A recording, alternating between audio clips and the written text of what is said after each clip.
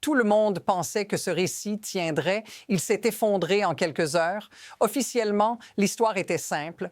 Un homme présenté comme une menace, une intervention fédérale, une justification immédiate. Mais à Minneapolis, les images, la chronologie et les réactions racontent autre chose. Alex Peretti, infirmier en soins intensifs de 37 ans au VA, se trouve à une manifestation décrite comme pacifique. Une altercation éclate. Il est touché par des tirs répétés, au moins 11 selon les éléments rapportés. Et il meurt sur place. Les déclarations initiales affirment qu'il était armé. Les faits établissent qu'il possédait une arme avec un permis légal resté dans son étui. Et maintenant, le détail qui change tout. Ce ne sont pas seulement les opposants habituels qui contestent cette version.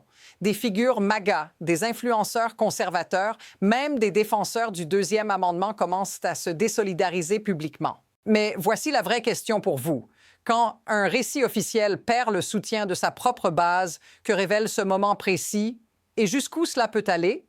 L'événement est présenté comme isolé, une intervention, une mort, puis une tempête médiatique. Mais c'est précisément ce cadrage qui pose problème. Car ce qui s'est passé à Minneapolis n'arrive pas dans le vide. Cela survient dans une séquence beaucoup plus large où les forces fédérales sont de plus en plus visibles dans des contextes civils, où la communication officielle sort avant les faits vérifiables et où le réflexe immédiat est de verrouiller le récit avant même que les images ne circulent. Regardez la vitesse. Quelques heures après la mort d'Alex Peretti, des responsables fédéraux et des comptes institutionnels diffusent une version figée. Ils parlent de menaces, de terrorisme, d'intentions violentes. Mais ils le font avant que le public n'ait accès à l'ensemble des éléments visuels, avant que le passé de la victime ne soit connu, avant que les circonstances précises ne soient clarifiées. Et c'est là que le schéma apparaît. Ce n'est pas seulement ce qui est dit, c'est le moment choisi pour le dire. Alors, posez-vous cette question simple mais dérangeante. Si cette histoire était vraiment claire, pourquoi autant d'empressement à la raconter d'une seule voix? Voici l'affirmation centrale appuyée par les faits disponibles. La justification officielle ne tient pas face à la séquence réelle des événements. Les faits rapportés indiquent qu'Alex Peretti se trouvait à une manifestation décrite comme pacifique à Minneapolis. Une femme est en train d'être brutalisée par des agents fédéraux. Ils s'approchent pour l'aider. Les témoignages et les images évoquées montrent qu'il est aspergé de gaz, plaqué au sol, frappé, puis atteint par des tirs répétés. Au moins 11 selon les informations relayées. Il meurt sur place.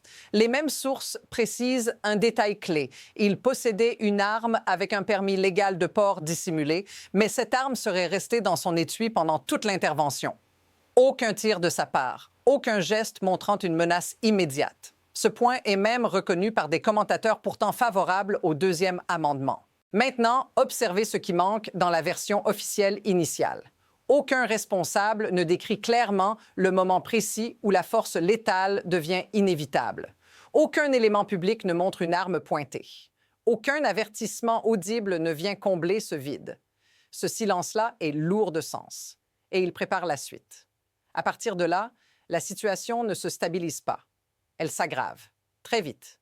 Ce qui aurait dû être une enquête prudente devient une démonstration de force narrative. Des responsables fédéraux, des comptes officiels, des figures politiques reprennent la même ligne. Menaces armées, terrorisme, justification automatique. Et cette répétition finit par produire un effet dangereux. Elle normalise l'idée qu'une mort filmée peut être requalifiée par simple déclaration. Ce n'est pas la première fois que cela arrive, et c'est là que la comparaison s'impose. À chaque crise de ce type, le schéma se répète, une version tombe avant les faits complets, puis les images émergent, puis le débat se déplace trop tard. La différence ici, c'est la vitesse. En quelques heures, le récit est verrouillé, alors même que des éléments clés, la vidéo, la posture d'Alex Peretti, le fait que son arme reste dans son étui, circulent déjà. Mais voici le basculement. Cette fois, Ce qui est en train d'être normalisé choque même des alliés traditionnels du pouvoir. Défendre le port légal d'armes, tout en justifiant une exécution, devient une contradiction impossible à tenir. Et c'est ici que l'histoire change de dimension, parce que tout le monde commence à regarder différemment. Voici le point où le récit se fracture définitivement, parce qu'un deuxième niveau de preuve apparaît plus dérangeant encore que le premier.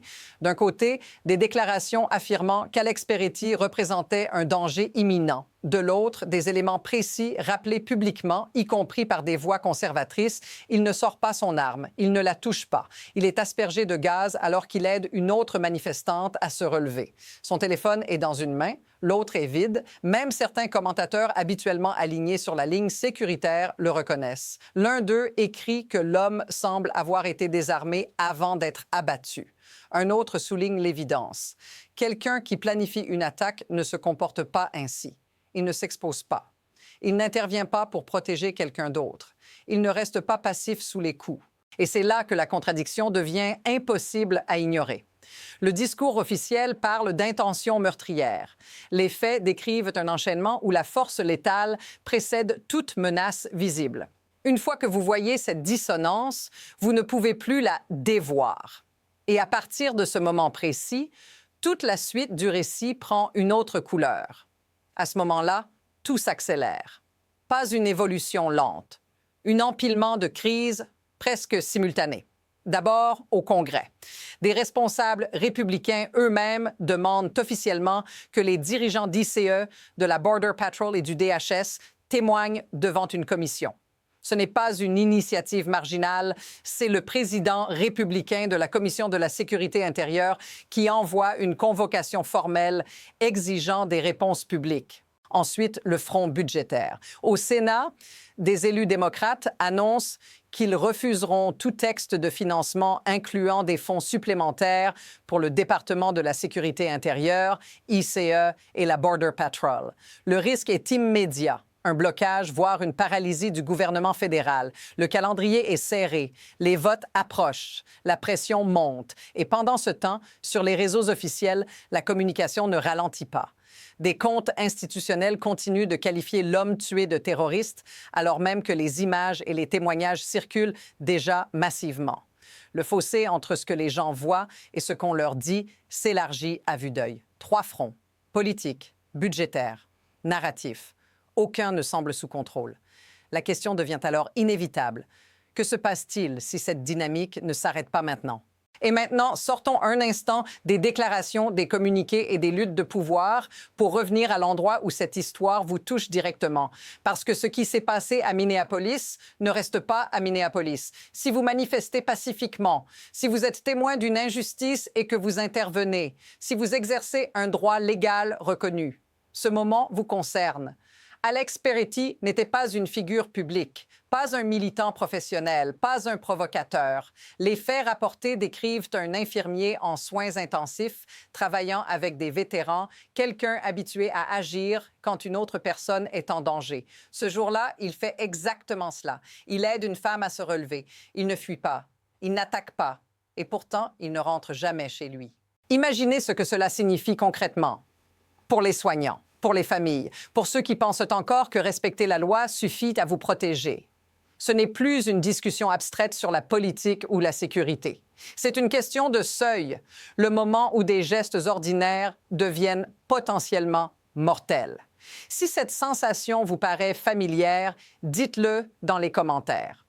Parce que ce malaise partagé est déjà une partie de l'histoire. Pour comprendre pourquoi cela arrive, il faut regarder le mécanisme, pas seulement l'émotion. Ce qui rend cette situation possible, ce n'est pas un excès isolé.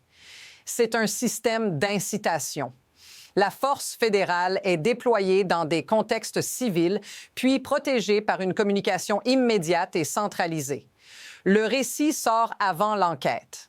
L'accusation précède la preuve, et plus le langage est extrême, plus il réduit l'espace du doute. Observez la logique interne. Si la version officielle admet une erreur, elle ouvre la porte à des conséquences juridiques, politiques et financières. Si elle durcit le récit, elle parie sur la fatigue du public et la polarisation. Ce n'est pas une question de vérité immédiate. C'est une question de contrôle du tempo. Gagner les premières heures, saturer l'attention, transformer une vidéo en débat idéologique. Et voici l'insight inconfortable. Dans ce système, la réalité visuelle ne suffit plus. Même quand une scène est filmée, elle peut être requalifiée, renommée, retournée. Pas par un argument solide, mais par répétition et autorité institutionnelle. C'est pour cela que ce moment dérange autant, parce qu'il montre à quel point la frontière entre sécurité et spectacle est devenue floue, et ce que ce flou permet. À partir de là, deux trajectoires commencent à se dessiner. Aucune n'est certaine, mais les deux sont déjà en mouvement. Première possibilité, la pression continue de monter. Les commissions parlementaires exigent des témoignages. Les poursuites locales réclament l'accès aux preuves fédérales. Des soutiens politiques se retirent. Le récit officiel se fragmente encore, non pas à cause d'un scandale unique, mais par accumulation. Dans ce scénario, chaque nouvelle information ne fait pas exploser l'affaire. Elle l'érode, lentement, jusqu'à ce que maintenir la version initiale coûte plus cher que de l'ajuster. Deuxième possibilité, le verrouillage se durcit. Les enquêtes restent internes. Les preuves circulent au compte-gouttes. Le débat est déplacé vers autre chose. Une nouvelle crise, une nouvelle controverse. Le temps devient l'allié principal. Pas pour convaincre, mais pour épuiser. Et dans ce cas, la leçon implicite est claire. Ce genre d'événement peut arriver, être vu, être contesté, puis absorbé. Mais voici ce qui rend ce moment différent des précédents. La réaction ne vient pas seulement de l'opposition, elle vient de l'intérieur même du camp qui, d'ordinaire, tient la ligne. Et ce type de fissure, une fois visible, ne disparaît jamais complètement. La prochaine décision n'a pas encore été annoncée, mais elle est déjà en train de se former quelque part, hors caméra. Au fond, cette histoire ne parle pas seulement d'un homme, d'une intervention ou d'une version officielle qui vacille. Elle parle d'un moment précis où le récit cesse de protéger le pouvoir et commence à l'exposer, quand des images contredisent les mots, quand la base elle-même hésite, quand défendre l'indéfendable devient trop coûteux, même symboliquement. Le détail que beaucoup retiendront n'est peut-être pas juridique ni politique.